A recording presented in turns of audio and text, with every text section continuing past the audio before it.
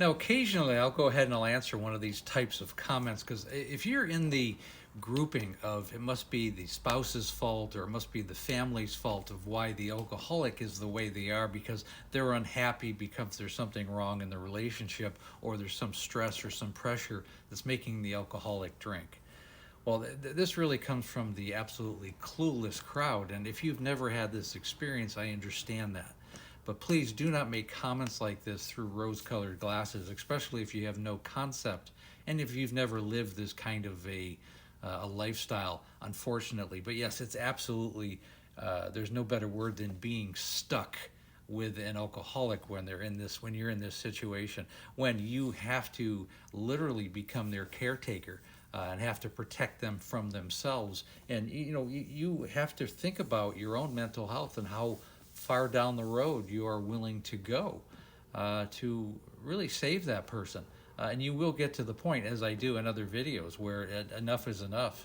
Unfortunately, Amanda was really at the point that I'd say the last 2 or 3 years of her life, where if she was on her own and left to her own devices, she probably would have just drank herself to death. She probably wouldn't have lasted more than maybe 2 or 3 weeks on her own. And it was a very scary situation. There was no rock bottom for her other than her passing, which is ultimately what happened. And for people on the outside, you just have no concept. I really don't appreciate comments like this, but it's not just this person. I get them all the time, and it comes from people that just really don't know what they're talking about, have no concept, and have had no experience. I hope, in a positive note, that you will learn something from this page if you have not experienced this, and I hope you learn that it is a mental health illness, and it comes from hereditary issues. It comes from trauma. Certainly my wife came from trauma in her childhood, and I've gone over this many, many times. And also family culture. She had this issue before I met her. It was just exasperated, as went on. It escalates. And it would have escalated if I was in her life or if I was not in her life. My son and I were irrelevant to the madness that my wife went through. And that's really the core issue of why statements like this are so silly, to blame it on the family or the spouse. It has nothing to do with us. In some cases, that may be true. Certainly not in Amanda's case. If she had never met me, she would have gone down this same road with whoever she had been with, unfortunately. And it just happened to be me, and it's very unfortunate. I take things and try to learn from them and really try to grasp why this happened. And I think you have to create something positive from it.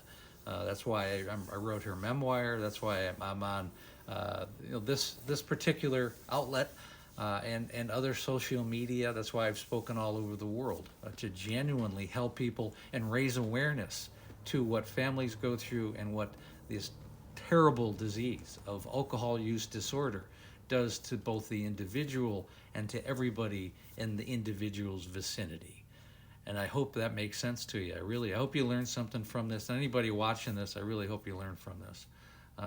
It's an individual type of thing. It comes from the individual. The individual in reference is the only person who can get themselves out of it at the end of the day. They have to want to work on themselves, and they have to want to escape the clutches of this horrific mental health illness. And again, if you're ready to work with me one-on-one, I like to take people who are ready to change their lives. Again, click on the link above. It's in the link tree. Go to the Calendly link, set up a call. Call takes about 45 minutes to an hour. A call is free, course is not so much. But I would definitely, I want people who are ready and committed. Again, please like, share, and comment. We also have the Facebook group called There's an Alcoholic in the Family, which is growing. It's becoming a very good support group.